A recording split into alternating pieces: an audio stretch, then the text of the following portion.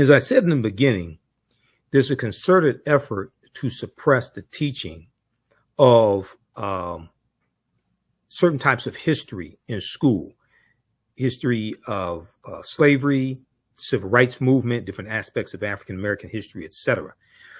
And this is part of Project 2025 to attack diversity, equity, and inclusion, to dismantle the Department of Education. Chapter 18 deals with dismantling the Department of Education.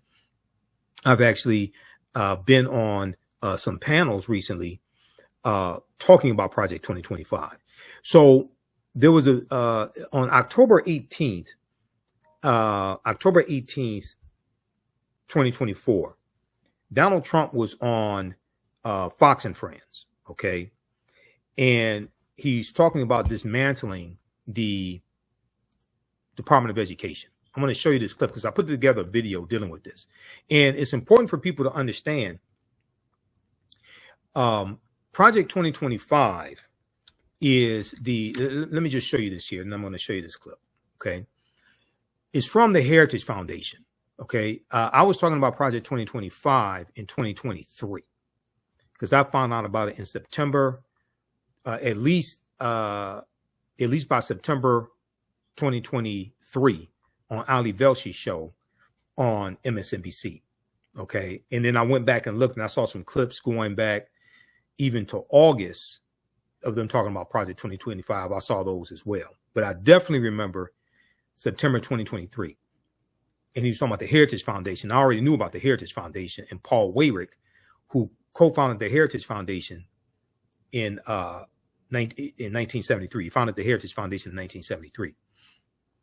But Project 2025 is called Mandate for Leadership, the Conservative Promise. Mandate for Leadership, the Conservative Promise. It was released in April 2023 by the Heritage Foundation, okay? For a lot of people, this was the first that they heard about the Heritage Foundation. And this was the first that they heard about Mandate for Leadership. The Heritage Foundation has been issuing Mandate for Leadership going back to 1981. Now, this website is from the Heritage Foundation. Just so you know, you can scroll all the way to down to the bottom at project2025.org. It tells you copyright the Heritage Foundation 2023-2024. Okay. So the Heritage Foundation has been issuing their Mandate for Leadership going back to 1981 and for the Reagan administration. And they talk about how the Reagan administration adopted 64% of the policies that they of the policy proposals that they made. That is on page, I think, 885 of Project 2025. And let me switch over, because when you go to this website, you can actually download a PDF of Project 2025. You can download the full, it's a PDF of the full 922 pages. And let me find something here, because I have the PDF here. I want to show you this here. I want the full thing though.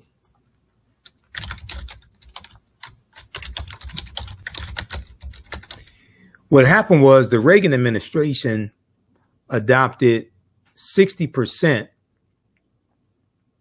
of the policies from Project 2025, from Mandate for Leadership in Reagan's first term.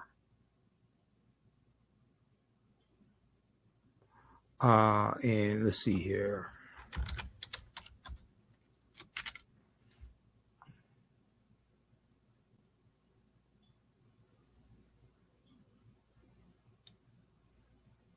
If we look at this article from the Heritage Foundation's website, heritage.org, and I'm going to actually pull up Project 2025 here. Hold on.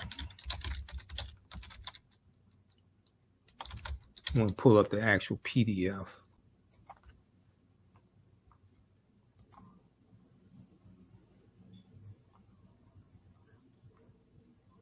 All right. Let's look at this article here, because Project 2025 is also a backlash to the racial reckoning that took place in America after the killing of George Floyd. And you have the attack on critical race theory, attack on diversity, equity, and inclusion, things like this. All of this is connected. If we look at this here, this is from the Heritage Foundation's website, heritage.org. Reagan and Heritage, a unique partnership. This is from June 7th, 2004. June 7th, 2004. In here, it talks about the partnership in 1980. The partnership began in 1980.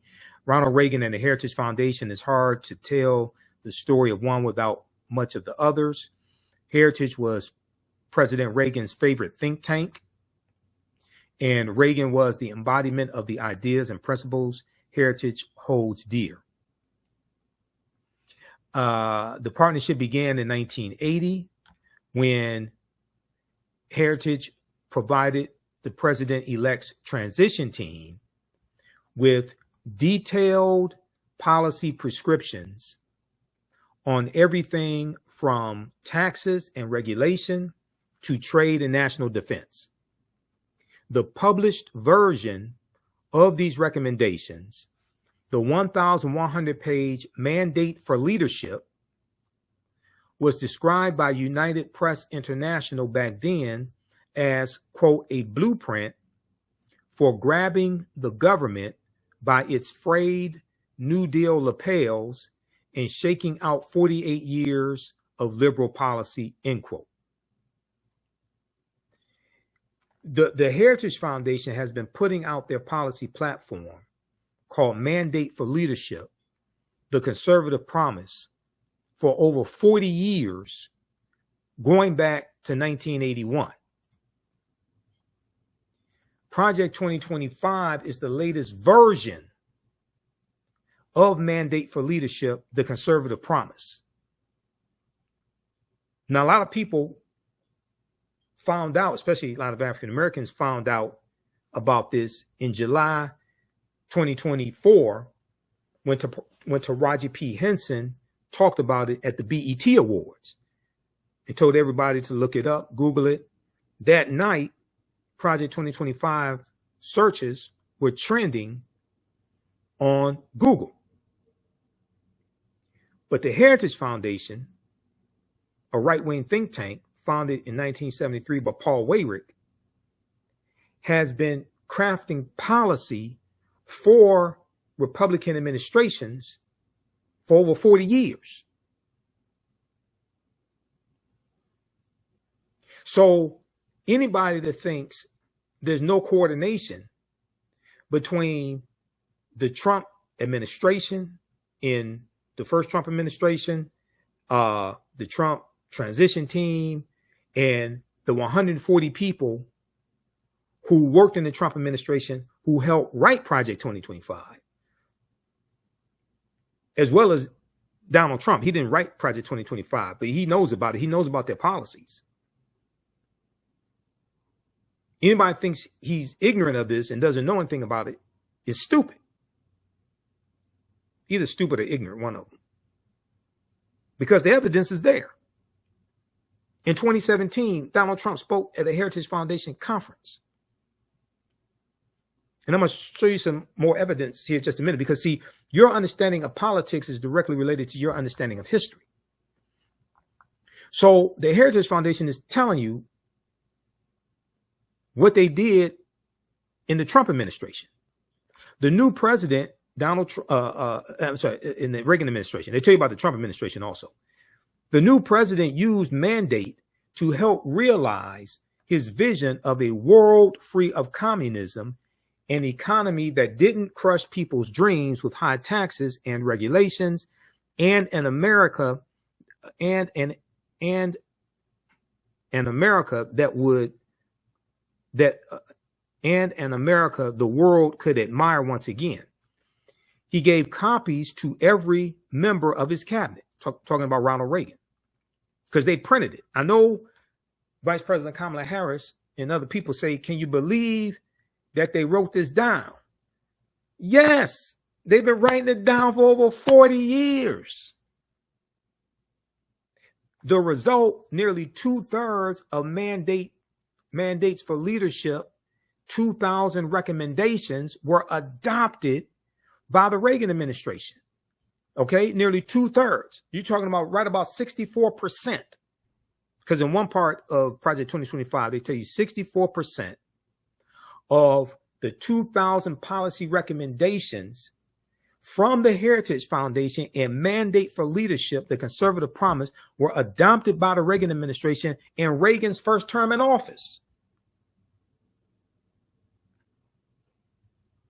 A conservative commentator, William F. Buckley Jr., put it, the foundation had a great hour when Ronald Reagan was elected president and found waiting for him 3 volumes of heritage material designed to help him chart the nation's course in the right direction. It was really the wrong direction.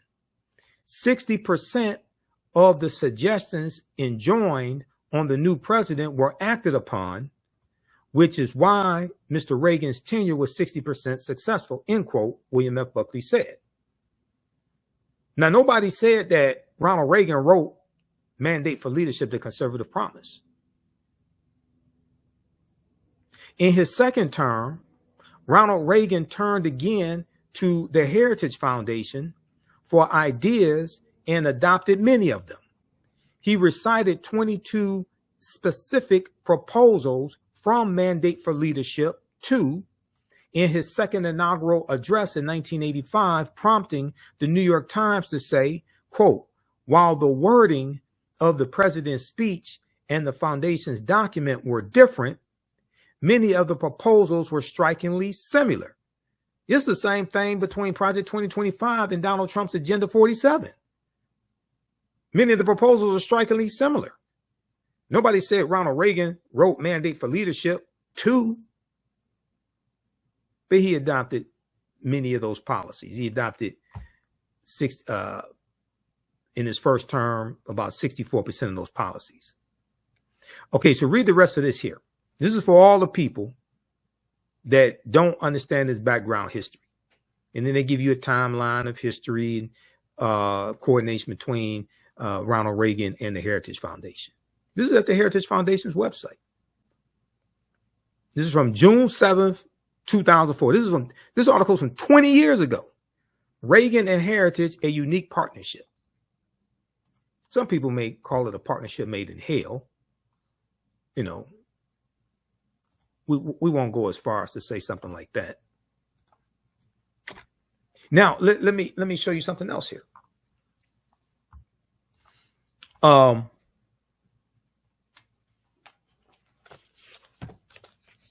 I want to show you this piece here. Where is that? This deals with Trump and Project 2025. Where is that?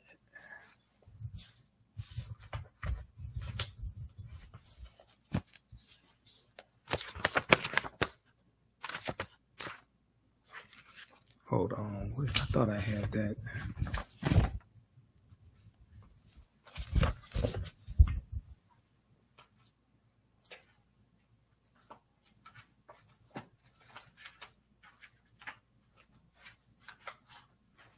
Hold on, let me find this. I thought I had it here with the other ones.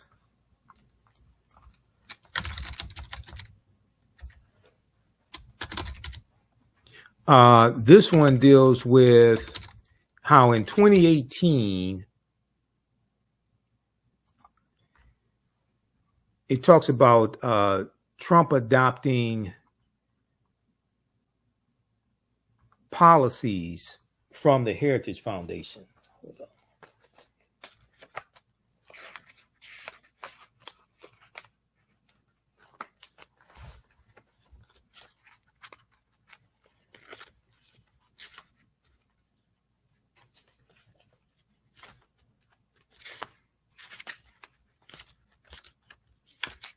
Where is that?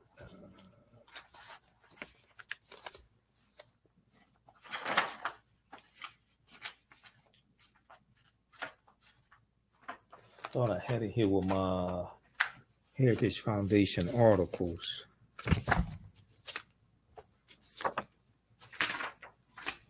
This is it.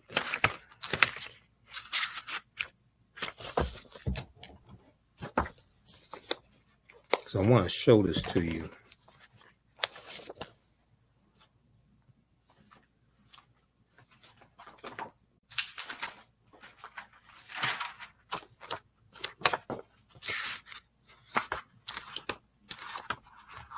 Hold on, I'm gonna have to pull up a different one. What to know about the blueprint? It is Heritage. What is that? Hold on, let me find it a different way. Here is Project 2025.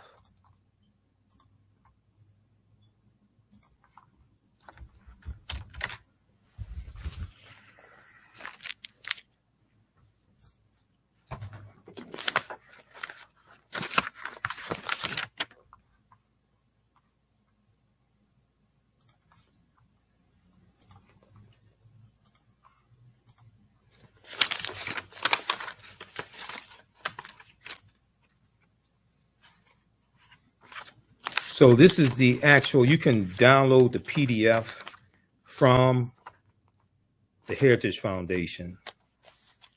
This is what I'm looking for right here. And you see it's called Mandate for Leadership, the Conservative Promise, just like the other versions that they've been doing for over 40 years are called Mandate for Leadership, the Conservative Promise.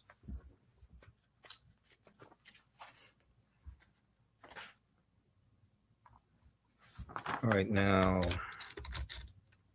I want to go here. I think it's page 885.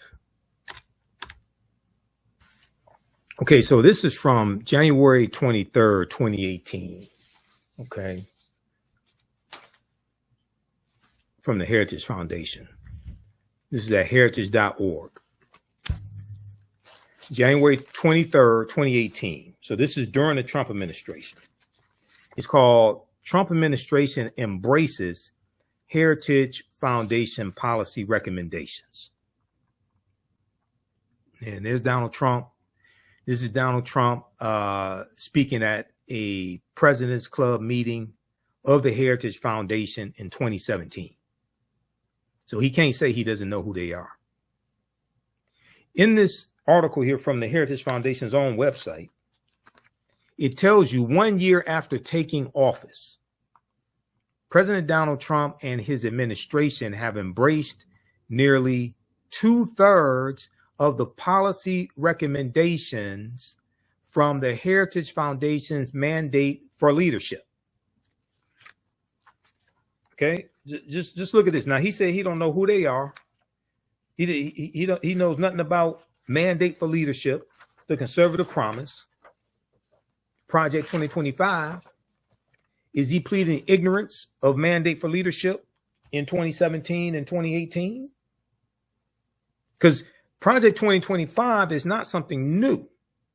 It's a continuation of what the Heritage Foundation has been doing for 40 years, and a continuation of their policy agenda that they publish each election cycle, called Mandate for Leadership, the Conservative Promise. Okay, people act like this is just something like brand new that fell out the sky. No, you don't understand the history behind this. The Mandate for Leadership series includes 5 individual publications totaling approximately 334 unique policy recommendations. Now, this is in 2018, during the Trump administration. Analysis completed by Heritage Foundation determined that 64% of the policy prescriptions were included in Trump's budget, implemented through regulatory guidance, or under consideration for action in accordance with the Heritage Foundation's original proposals. Now, are we supposed to believe that's all a coincidence and he don't know nobody? He knows nothing. This is in 2018. They're telling you what happened in 2017. The Heritage Foundation, at their own website, the same people who put up Project 2025, which is called Mandate for Leadership, the Conservative Promise, they're telling you what they did in 2017 with the Trump administration. Analysis completed by Heritage Foundation determined that 64% of the policy prescriptions were included in Trump's budget, implemented through regulatory guidance, or under consideration for action in accordance with the Heritage Foundation's original proposals. Okay, now check this out. Quote, President Trump had an extraordinary successful first year. They're talking about 2017. Says Thomas Binion, Director of Congressional and Executive Branch Relations at the Heritage Foundation. Quote, he put a conservative on the Supreme Court, and he enacted historic pro-growth tax reform. They're talking about the $2 trillion tax cut for the millionaires and billionaires, and 83% of the benefits went to the top 1%. That's what he's talking about. This analysis demonstrates the lesser-known policy success that his administration has been fighting hard to enact, end quote. They got this clip here from Fox News, okay, Fox Business. Thomas Binion discusses how Trump, let's see, what the hell? Let's just show this. Because a lot of people don't understand what's been happening the past 40 years. And your understanding of politics is directly related to your understanding of history. And I've heard a number of people that sent me messages on social media and all this stuff. Trump don't have nothing to do with the Heritage Foundation and Project 2025 and things like this. 140. Let me show you something here. I got a ton. Keep in mind, I was talking about Project 2025 and 2023 before a lot of the people out here talking about it now knew about it. Okay. I was talking about before it became huge on MSNBC and CNN and the Schedule F employees. The change with the Schedule F employees, I found out about that in July 2022 from Jonathan Swan's article from Axios.com. And that was before people started talking about that as well. So when I was speaking to the National Association of Black Counselors, I referenced this article from July 23rd, 2022 by Jonathan Swan. I'll show you that in just a minute here. Let's see. Let me look at, I want to show you this piece from CNN, just so you understand. We can put this in context. Donald Trump claims not to know who's behind Project 2025, right? Just like he said he didn't know who David Duke was, the Ku Klux Klan leader. He said he didn't know who David Duke was. Remember that? And then video came out of him years before talking about David Duke.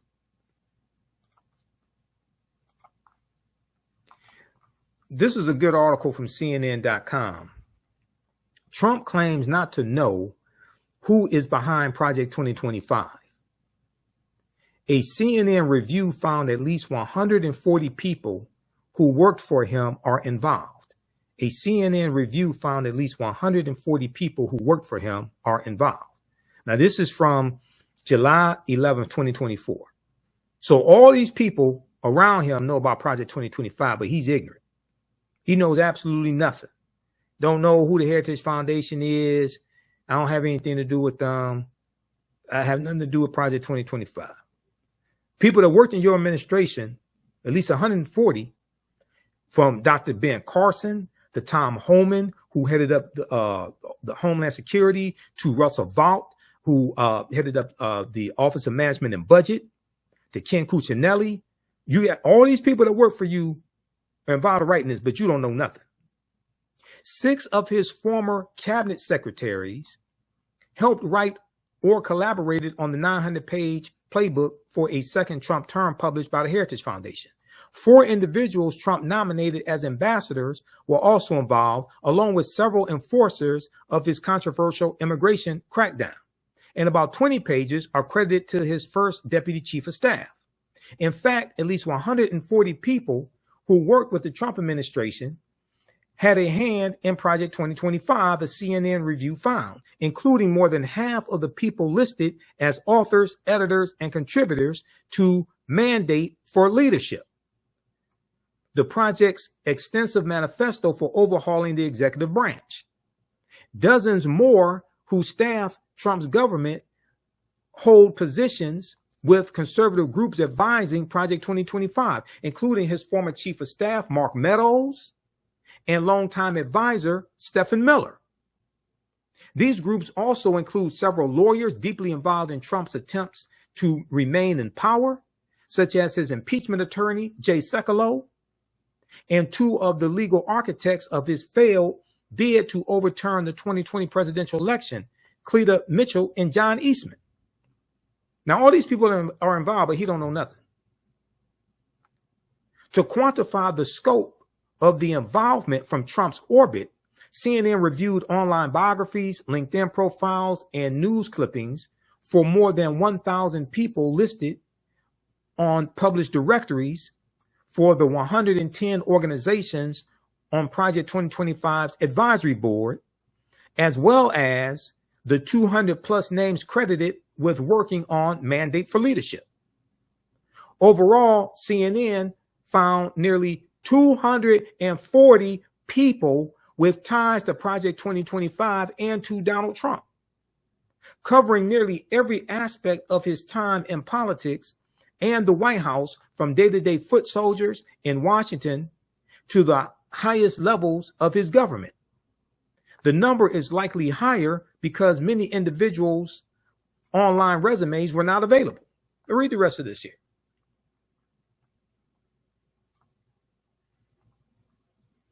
Okay, read the rest of this. Trump claims not to know who is behind Project 2025. A CNN review found at least 140 people who work for him are involved. All right, now I want to go back to this. I want to show this video here from, I said I would show you this video from Fox Business here. Let's go. And okay, let's go to this. Year in office than Ronald Reagan did in his first year with respect to conservative agenda. In fact, the conservative group made this determination based on its own agenda of policy recommendations, of which President Trump embraced 64%. President Reagan embraced only 49%. So has President Trump become the new gold standard of conservatism?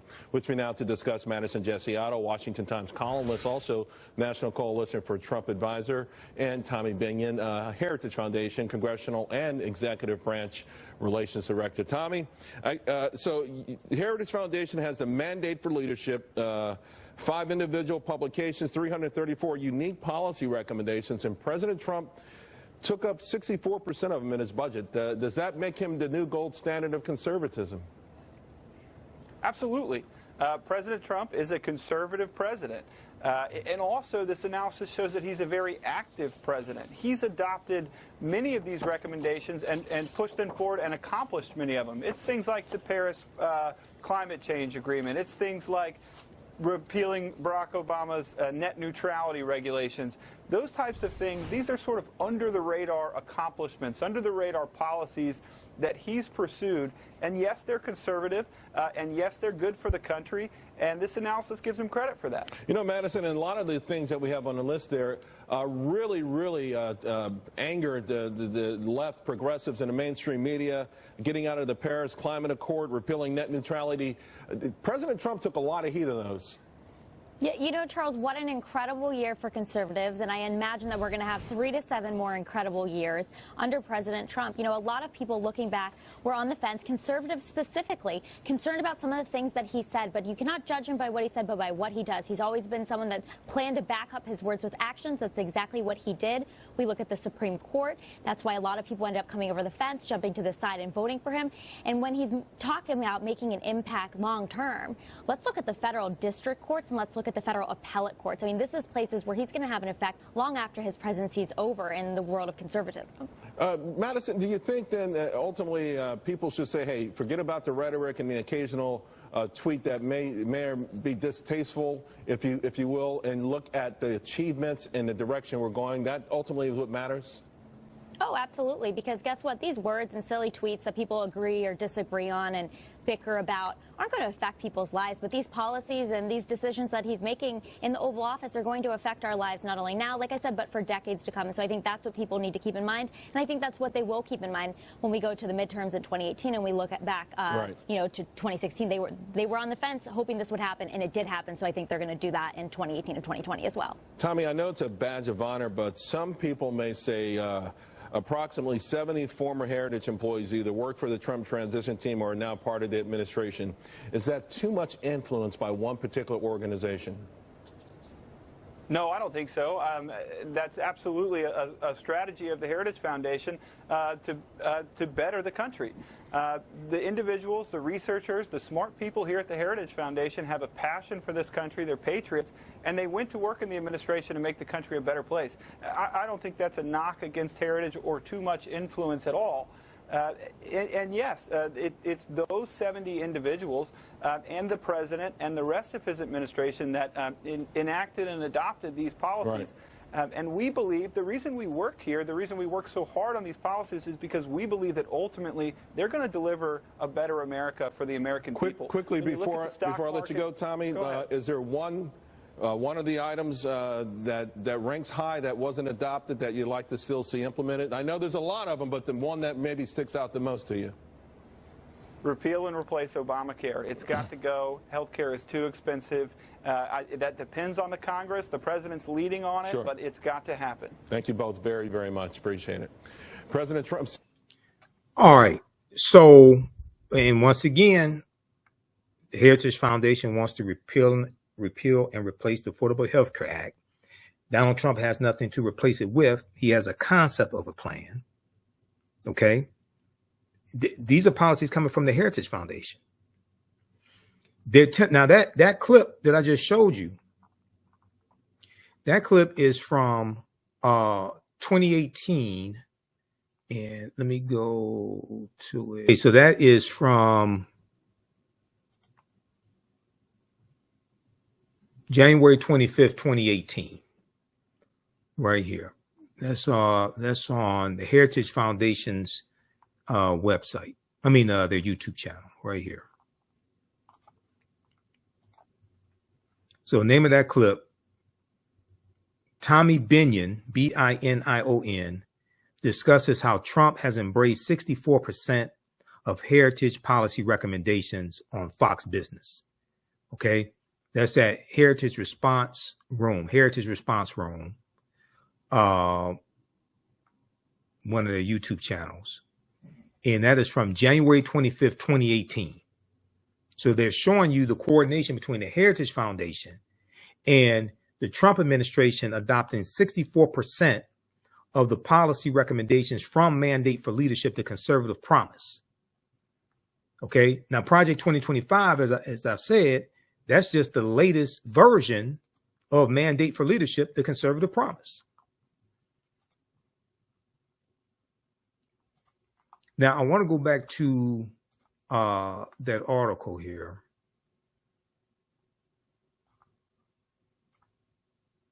This one right here from January 23rd, 2018, from the Heritage Foundation's website. Trump administration embraces Heritage Foundation policy recommendations. January 23rd, 2018, right?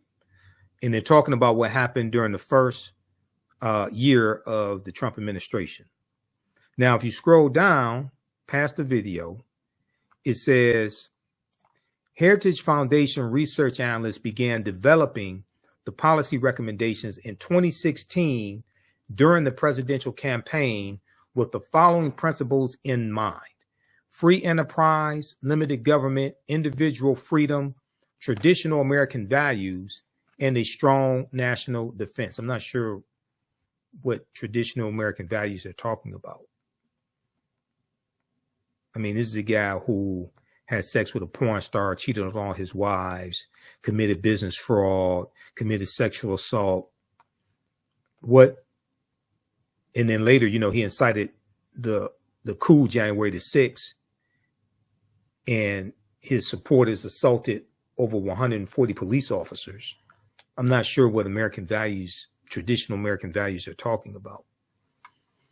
But it goes on to say, with approximately 70 former Heritage Foundation employees working for the Trump transition team or as part of the Trump administration, the policy recommendations coming from Mandate for Leadership, the Conservative Promise, have served as guidelines for reducing the size and scope of the federal government through specific and detailed actions. Okay, so then it goes on to say the first Mandate for Leadership was released in January 1981, containing policy proposals of reform that would make government more efficient and effective. President Ronald Reagan distributed Heritage's book at his first cabinet meeting. Quote, as President Biden did in the 1980s, Tom Binion said, President Trump has embraced the comprehensive recommendations made in the Mandate for Leadership. These achievements have led to economic growth, a stronger national defense, and a restoration of the rule of law. So Project 2025 is called Mandate for Leadership, the Conservative Promise. Trump knows about Mandate for Leadership, the one during his presidency. He's ignorant of this one, and it's from the same people. And at least 140 people that work for him wrote it. Over the past several months, now keep in mind, this article is from January 2018. Over the past several months, Heritage Foundation's executive branch relations staff reviewed the 334 policy recommendations and met with senior administration officials in the several agencies. Heritage analysts briefed administration officials on the recommendations, provided additional insight and information, and advocated for reform. Okay, but he knows nothing. And it goes through and shows some things that the Heritage Foundation got enacted from Mandate for Leadership under the Trump administration. Now, as President Obama said on the campaign trail, the fond economy that people remember was actually the Obama-Biden economy, because they saved the economy, brought us out of the recession, created 11.3 million jobs. They handed over a healthy economy to Donald Trump, 75 consecutive straight months of private sector job growth under Obama-Biden. They handed over a 4.7% unemployment to Donald Trump, and the employment rate kept going down. But it wasn't something that Trump did. He didn't create that economy. That was Obama-Biden that did that, starting out with the American Recovery Act in 2009, which was an $831 billion bill that had stimulus checks in there. Obama didn't put his signature on the stimulus checks. It jump-started the economy and created 10 years of private sector job growth. And under President Obama, you had 75 consecutive months of private sector job growth. So research that. All this history is connected. Your understanding of politics is directly related to your understanding of history. Okay, let me go back to the PowerPoint presentation in the preview of this class. How you all like this type of information? We left off talking about Dr. David Imhotep, but then got into this discussion here because this deals with history as well.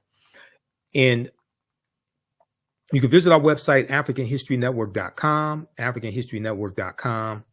And you can register for this 12-week online history course that I teach. Class number 1 starts up Saturday, November 9th, 2024, Ancient Kemet, the Moors, and the Ma'afa, Understanding the Transatlantic Slave Trade, what they didn't teach you in school. Okay. We deal with thousands of years of history, what leads up to the transatlantic slave trade taking place. We deal with some of the attack on the teaching of history in schools, especially African-American history. You can download the full lesson plan here. Click on download, register right here for it as well. You can use this information with your children. I would say the content is PG-13. It's not overly graphic. We don't do a lot of cursing or anything like that. The 200 slides that we reference, 80 to 100 articles, 15 books that we reference. I show you the excerpts of the books on screen, so you don't have to buy any of them if you don't want to. You can get them for your personal library, but you don't have to buy the books to follow along in class. I'll show you video clips of interviews I've done with some of our scholars as well, like Professor James Small, Professor Kabahai Watakamane, Anthony Browder, who wrote Nile Valley Contributions to Civilization, which is one of the books that we use in the class, and Runoko Rashidi, as well as others. And my copy of Nile Valley Contributions to Civilization is around here. I think it's on the bookshelf. Put on the bookshelf. Right here. Yeah, Nile Valley Contributions to Civilization by Tony Browder.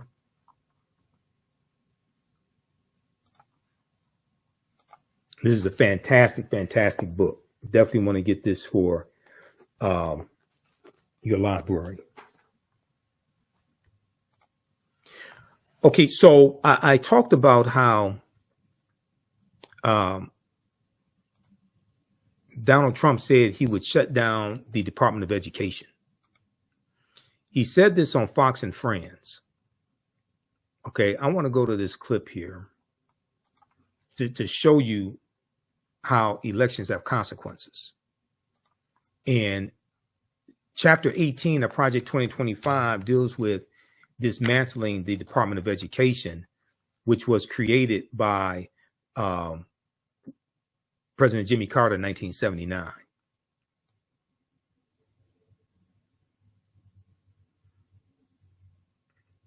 So let me go to this clip. This is from a video I put together of this. Let's go to this here.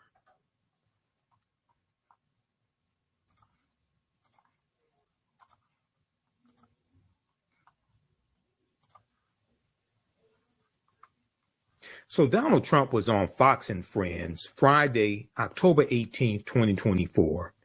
And he talked about a policy platform in a second Trump administration that is talked about in Project 2025. Here's what he had to say. Anything to do with school choice, but also separate from school choice, we're going to take the Department of Education, close it. I'm going to close it. We'll have one person, could be you if you decide to retire. Okay, Mr. President, here's what bothers me about that. So let's say you have a liberal city, let's say it's Los Angeles, San Diego, and they just decide we're going to get rid of that history. We got new history. This is America built off the backs of slaves on stolen land. And that curriculum comes in. Then we don't send them money. We would save half of our budget. Okay. Hold on. Donald Trump said we won't send them money if they teach that this country was built on the backs of slaves? Hold on. He couldn't have said that. All these black men talking about voting for Donald Trump? All these rappers talking about voting for Donald Trump? Wait a second. He couldn't have said that. Let's play that again. This is from Fox and Friends. Whose friend are they? Anything to do with school choice, but also separate from school choice, we're going to take the Department of Education, close it. I'm going to close it. We'll have one person, could be you if you decide to retire. Okay, Mr. President, here's what bothers me about that. So let's say you have a liberal city, let's say it's Los Angeles, San Diego, and they just decide we're going to get rid of that history. We got new history. This is America built off the backs of slaves on stolen land. And that curriculum comes in. Then we don't send them money. We would save half of our budget. Okay. He said we don't send the money. Brian Kilmeade said, what happens if they get rid of history and start teaching that the country was built on the backs of slaves on stolen land? That's called history. That's what happened. That's for real. Now, Common Dreams has an article about this. And so you can watch the rest of that video that I put together dealing with that. That's at our YouTube channel. Trump threatens to dismantle Department of Education policy of Project 2025, teaching about slavery. that is a key policy from Project 2025. Okay. And we see this attack on history right now at the MAGA summit at the MAGA rally at Madison Square Garden Sunday, October 27th, 2024, where the comedian made his comments about Puerto Rico being an island of trash floating, however he put it. And he had all these crazy people. Dr. Phil that was there speaking, and all these crazy MAGA supporters speaking at the rally. Dr. Phil, who, and I posted about this on Facebook. I posted the video, and I said, Oprah, come get your boy. I want you to see this here. Once again, this is dealing with the attack on diversity, equity, and inclusion. And this is dealing with the attack on history also, and the teaching of history. Okay, so Dr. Let me flip over to this here. I posted this on my Instagram page and on Facebook.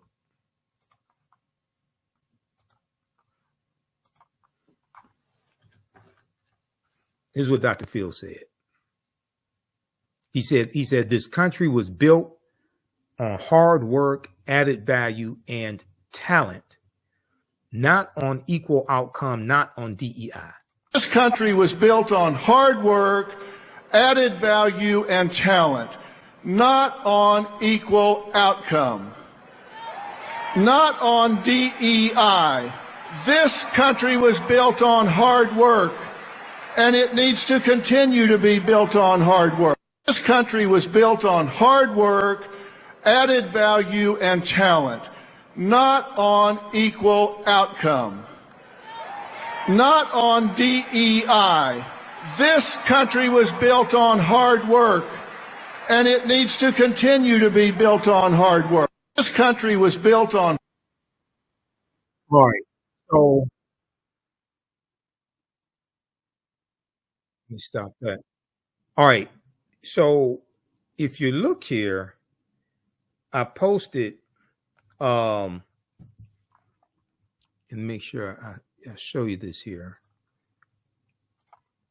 In the video that I posted, I put the caption, does the hard work you refer to include slavery, or are you excluding 246 years of free labor? Because if the common denominator for success in America was hard work, then who worked harder than a slave for 246 years? If the common denominator for being successful in America was hard work, then African Americans would be the most successful people in the history of this country. And being that I zoomed in on it here, let me play that clip again for you.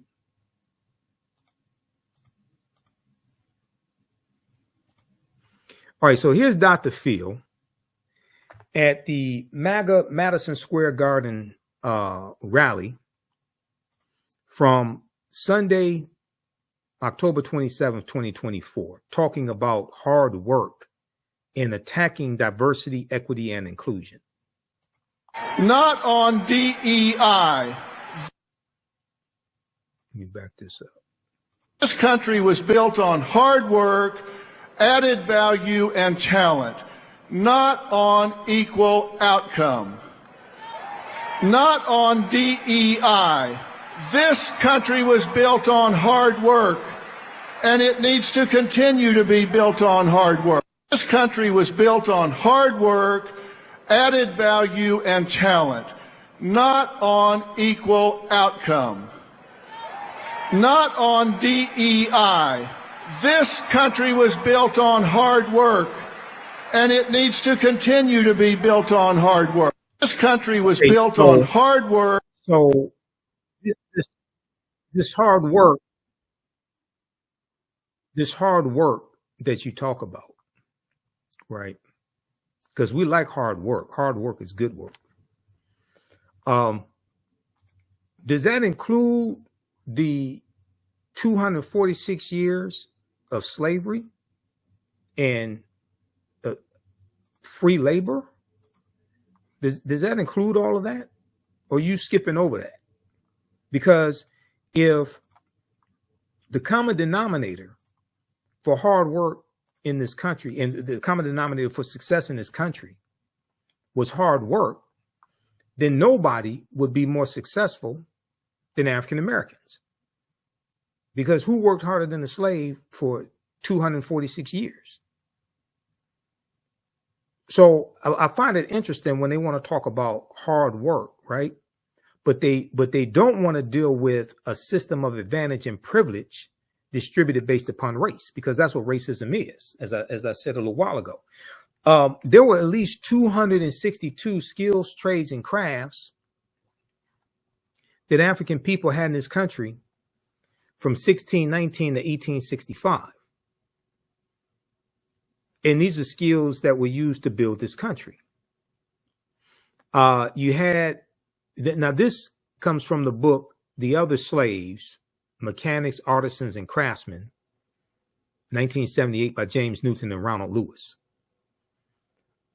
And we were anchor makers, artists, bakers, barrel makers, bartenders, basket makers, beer makers, blacksmiths, bricklayers, brick makers, engineers, hemp baggers, herb doctors, horse trainers, carpenters, coppersmiths, locksmiths, hunters, horse trainers, etc. We were jockeys for horse jockeys for the horses that some of our ancestors, slave owners, owned. So I just find it interesting when people want to talk about hard work and merit and things like that, but then want to ignore our ancestors who built a lot of this country. Now, yeah, you had immigrants who came in and contributed as well, but our ancestors were here before most of that even happened.